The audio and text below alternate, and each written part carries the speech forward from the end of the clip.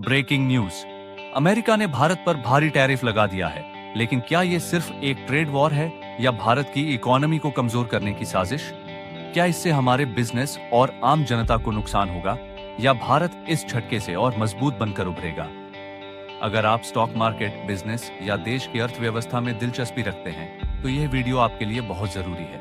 पूरा देखें और जानें कि ट्रंप के इस फैसले से भारत को क्या नुकसान और क्या फायदा हो सकता है। सबसे पहले ये समझते हैं कि टैरिफ होता क्या है।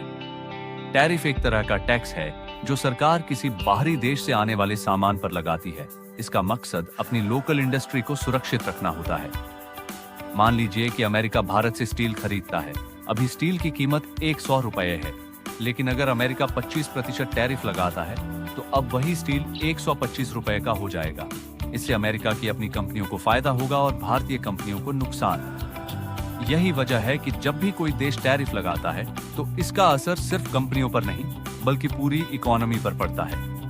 अब सबसे बड़ा सवाल, ट्रंप ने भारत से आने वाले किन प्रोडक्ट्स पर टैरिफ बढ़ाया? भारतीय स्टील और एल्यूमिनियम 25% टैरिफ, टेक्सटाइल और गारमेंट्स 15% टैरिफ, आईटी और फार्मा सेक्टर 10% टैरिफ। इसका मतलब साफ है, भारत से अमेरिका को होने वाला एक्सपोर्ट अब महंगा हो जाएगा, जिससे भारतीय कंपनियों को नुकसान हो सकता है। अब समझते हैं कि इसका असर भारत की अर्थव्यवस्था और आम लोगों पर क्या होगा। स्टील और टेक्सटाइल सेक्टर को सबसे बड़ा झटका लग सकता है। आईटी और फार्मा कंपनियों के लिए मुश्किलें बढ़ सकती हैं। भारत का एक्सपोर्ट कम हो सकता है, जिससे रुपए की वैल्यू गिर सकती है।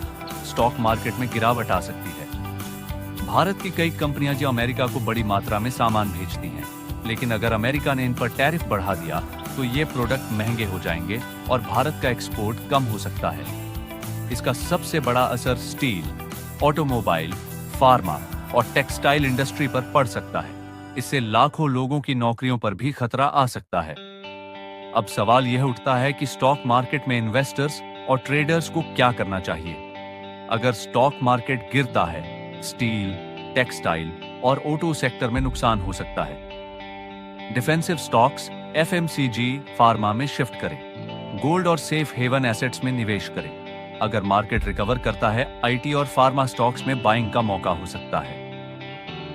एक्सपोर्ट ओरिएंटेड स्टॉक्स में इन्वेस्ट करने का प्लान बनाएं। स्टील और ऑटो सेक्टर में लॉन्ग टर्म इन्वेस्टमेंट के मौके मिल सकते हैं। यानी अगर आप स्मार्ट ट्रेडर हैं तो ये आपके लिए एक बड़ा अवसर भी हो सकता है।